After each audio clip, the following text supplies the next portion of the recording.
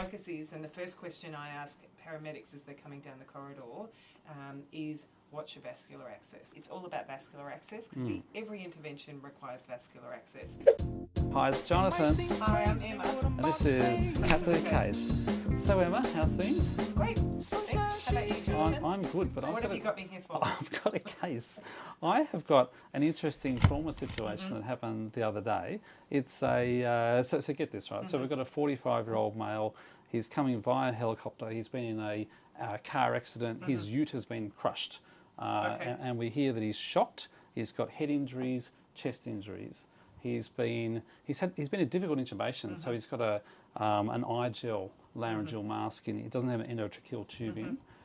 He's had both sides of his chest decompressed because he's got chest injuries. His blood pressure is 70 on 40, heart rate 135. He's had some blood in the helicopter, and he's coming.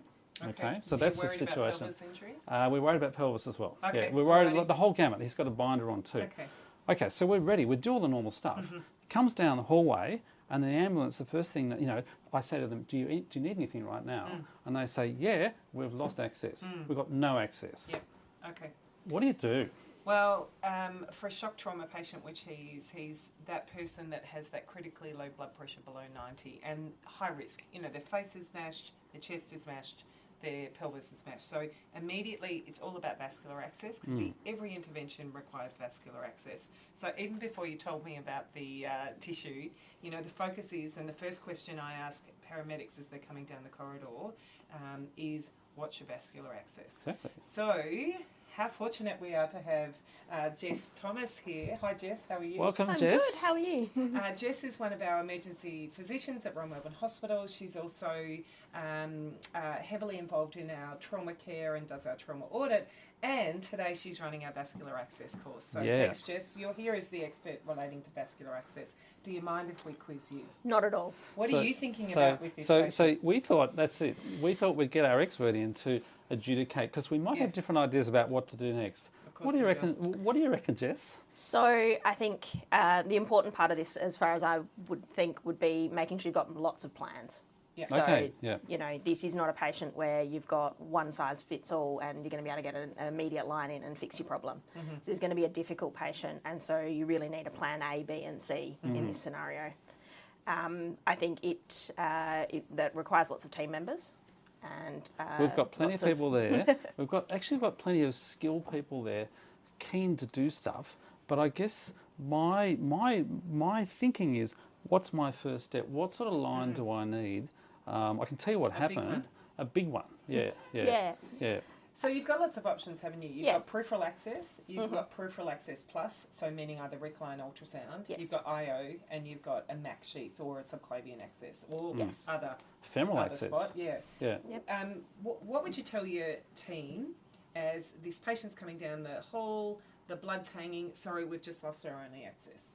What do you think you do? So I think, particularly as the team leader, the most important thing here is to identify that is the main issue. So you need to speak that to the room, that the priority is vascular access and resuscitation, because I think that then shifts the entire focus of the team from all the other injuries to actually this is now lines, this is the priority. Because you're right, because this looks like, a traumatic arrest about to unfold, but actually, like with a difficult intubation, when you say this is a difficult intubation, everyone kind of locks on and goes difficult intubation. You could say this is a vascular access emergency, this is a difficult vascular access situation, and maybe people will reset the priorities. Exactly. And that sort of includes reprioritising staff like your anaesthetist who might be able to help with vascular access rather than being at the head end of the bed. And I think the important thing here is, having your plan and redeploying staff where you need them to start with peripheral lines, but with a very quick, rapid escalation process. So Shush for a second, because it's my turn to talk. And I agree with you. You can't have one plan because one leader. You might, or one speaker. That's right. Imagine if we were both running this. You might find unanticipated injuries, and the unanticipated injuries that really make vascular access very difficult are upper-limb fractures. Yes. So, you've got this patient coming in, you're like, we're going to start with peripheral vascular access, let's get 2 tourniquets ready, we're going to go for a minimum of 18, 16, we'll convert one to a RIC. And then as they're coming in, you see that arm smashed, then that plan goes out the window. So you need to be ready to pivot. Back to you, Jonathan. So in that situation, I would say, well, this is definitely a difficult IV access scenario if you've only got one arm. So you're already in that category. Yeah. I tell you what, I like your idea, Emma. I don't like your idea of talking over. I like your idea about getting the two people working on the arms at the same time, upgrading it to a RIC. But in this case, I reckon I put an IO in. And that's what we actually did, because I'm worried about the no airway thing. He's got an eye gel and he doesn't have a protected airway. He might wake up, something might happen. I want an emergency line. Okay. So what do you think, Jess, about putting an IO in straight up? I think there are definitely some benefits to the IO, particularly for sedation, drugs, and for ongoing resuscitation. There is the consideration, though, that it isn't a large bore line, and so I think it's a interim measure. Interim measure. Not. Yeah. Okay. Yeah. And then the tricky part is also that this patient's got a couple of other issues pending. So there, is that eye gel enough? But also the bilateral chest decompression, they probably really need to be interrogated again, make sure that they're patent. Now that's going to require some movement, so the patient's going to have their arms out. Guess what? The minute you put and remember the IO, arms like that, drill like that, you can't put the chest tube in. Yeah. So that's not going to work. So actually, that's going to fall out. Okay. The arms aren't going to go up that way to get the chest tube in. So maybe not a good idea. But let me tell you what I would do. I would have, you're on the right, you're on the left, 2 tourniquets on. Let's try for some peripheral access. And then after that, what I'm really wanting is clear communication from those people who've been tasked. I want to know, can you get it in? Are you reaching for ultrasound? Which means to me that it's going to be very difficult, and I immediately need to enact my secondary plan, which for me will be a right subclavian line. How, just on that, how long do you give them? I mean, they're doing the procedure. How long do you give someone? How much time do you give them before you say, hey, how's it going? Or, oh, it's not working? Or how many goes? Do you have a rule? Yeah, well, what I do is I sort of say it up front. So I'll say, vascular access is, our critical intervention. Really, we need to try and establish it within 90 seconds. Can you let me know how you're going? Because then I can bring in the next plan. 90 seconds. Yeah, but it's Jess? 90 seconds with why. So it's 90 seconds because then I can bring up my next plan. So then they don't feel like failures, because it's hard. And, you fail plenty of peripheral lines. But if they know why it is that I want the next step, then that's important. Because it could take a while to open the thing. So what do you reckon? How long would you give them, and do you agree the why? I'd agree. I think sort of 60 to 90 seconds is a good checkpoint. I don't think that says that they have to stop at that point, but I think that's when you start initiating plan B if we're struggling. In this scenario, though, I would honestly ask someone to be scrubbing for the subclavian from the start because of the time taken to set up. We were lucky in this case because we knew that he had the chest injury, so we actually had 2 people scrub. We had an emergency person on one side, surgical person on the other side. Emergency person on the right? So the emergency person was on the patient's left. Okay. Yeah, and the surgical person was on the patient's right. Why do you say that? Well, it just makes sense to me to have the emergency person on the right, because they can do both the chest and the right subclavian. And not to say that the surgical person can't, it's just that more often that skill set lies with ED people. So I would preferentially have that. Should the patient then need a thoracotomy, you've got the surgical person on the left. You know that. No, it's a tricky thing, but So we had them pre-scrubbed, so we were able to go. Okay, you've had I go 2 goes 2 minutes either side IV line. That, 2 and 2, just easy to remember. But I take your point. So the question is, why is it difficult? And I like it. If you're reaching for the ultrasound, it means you're in trouble. Like if you're got one arm missing, you're going to be in trouble. So it's basic stuff. Placement of the ultrasound, though. Where do you put it? Like you mean because there's difficulty getting to the patient? Yeah. Like, because the ultrasound is usually on the patient's right-hand side. Yeah. Okay, because we're doing the fast on that side. So that means the person standing on the patient's left-hand side is probably in the best put place, because you want to reach across, don't you? When you put a line in. Yeah. What do you do, Jess? What do you recommend if you're going to use an ultrasound? So my practice is also always, if I think we're going to have trouble with vascular access, is to have a second ultrasound on standby. 2 ultrasounds. I like it. And it's just sitting outside of the room. So it's outside of the space, so if you don't need it, it's not cluttering next to the patient. But it also means that you're sort of only a couple of steps away from grabbing another one, because I don't want to be taking that ultrasound from the person doing the e-fast, because what they find might change our trajectory as well. Great. I like it. Get the 2 ultrasounds. Yeah, good. And I guess just to unpack, the reason that you might have peripheral difficulty is because they're shocked and everything's, shut down. And the subclavian vessel is held open by adventitia. So that's why what they say, right? That's why we're going That's there. what they say. Held open by adventitia. Yeah. What happens if there's a pneumothorax?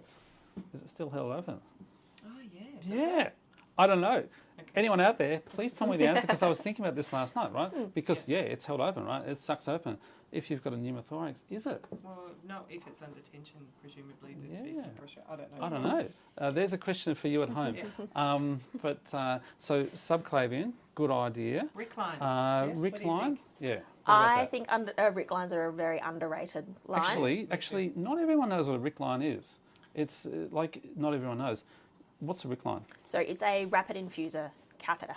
So they're a larger bore, shorter line designed for rapidly infusing large volumes of fluid. So short and fat, it's like 8 French or something. Yeah, so seven to 8.5, depending on the pack. So we can squirt stuff in really quickly. Yes. And the advantage is you can stick it in a vein that's already there, like a cannula. You can dilate it up, stick it in, and run it. So it's a Seldinger technique. Sort of. Exactly, Seldinger technique. Thanks for correcting me. No any problems with Rick lines in your experience, Jess? So the downside of them is the vessel's got to be big enough to hold the Rick line. And the other consideration is because you're putting such a big line in a vessel, sometimes they don't draw back. So people get into trouble trying to take bloods and things off them. Yeah, it doesn't draw back. And then sort of freak out and think that the line isn't in because it's not drawing back, when actually it's designed just to be used for infusion and giving. Yep.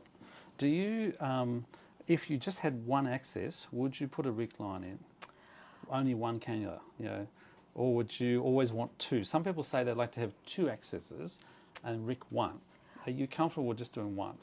I think it depends on how good the line you're using is. Like if you've got a good 18 gauge that's running well, I'd look for a second line, and I would rick the second line. Yep. Equally, if it's a dodgy line, you're probably not going to rick it either, because it's probably not going to work. No, it's that in-between cohort where you've got that 20 gauge that's running well enough, but it's not running fast. And you're in trouble, and you can have a quick look and it looks like that vein's going to be easy and straight, then so you want a straight vein, take the risk. You want a cubital fossa vein, straight vein. You want to make sure it's a good vein, not a dodgy vein, because the rick's just going to wreck it and you're going to lose it. So that's a problem with the rick. 60 seconds, because I do like wrapping you up, Jonathan. What about sort of pelvis? Femoral access in this particular case where you head injury, chest injury, and pelvis injury. I think there is a role still for femoral access in some patients, probably not this patient until we at least have a pelvic x-ray as to looking at how bad those pelvic injuries are. But I think, again, it's an underutilised access point for patients that don't have pelvic injuries, especially because it's an area of the patient that often there's not a lot of people. So it's an easy spot to get to. Yeah, we were talking about, arm space and getting in and doing things, But what's the problem with a femoral line in someone with a pelvic fracture? What's the issue? So the issue is that the vessel's sort of proximal to where you've put that line in may be damaged, and so whatever you're giving through that line might not actually be getting into the central circulation. But the upside of it is it is also a very good place for putting double puncture lines in, so you can put a femoral arterial and MAC sheath in at the same time. Especially if you miss. So let's move on and summarise. So wrapping it up. So and look, in this case things went well. We actually got a subclavian in, resuscitated, chest tubes went in, all good. So that was our definitive access. But in summary, so have a think about difficult vascular access as a situation. Declare it, as you said, Jess, declare it. This is a difficult vascular access situation, especially if they've only got one arm or there's a limb fracture. And then have a plan for lots of different approaches. Because it branches off. Do you do peripheral, plus or minus ultrasound, plus or minus RIC? Do you need to prioritise central? they've got no pelvis injury, do you go femoral because there's real estate there? Yeah. So lots of different plans, and your IO. and IO is a safety line. And finally, the subclavian line, it's a great line, but you need to practice it. You need to, people get a bit worried about it. They haven't had a lot of experience with it. But practice it, do a workshop, go to our workshop, because once you've mastered that, it's great. You really need to get comfortable with doing it, and you need to be trained by someone who knows how to do it. The tricks, there's tips and tricks. And then you need to run through the steps multiple times, and then, be familiar with the equipment. And then just give it a go next time you put a central line in. Do a subclavian. Keep the practice up. All right, well, thanks Jess for coming. Jess. Thanks, Emma. Thank you. That was great. We'll see you all next time. Bye.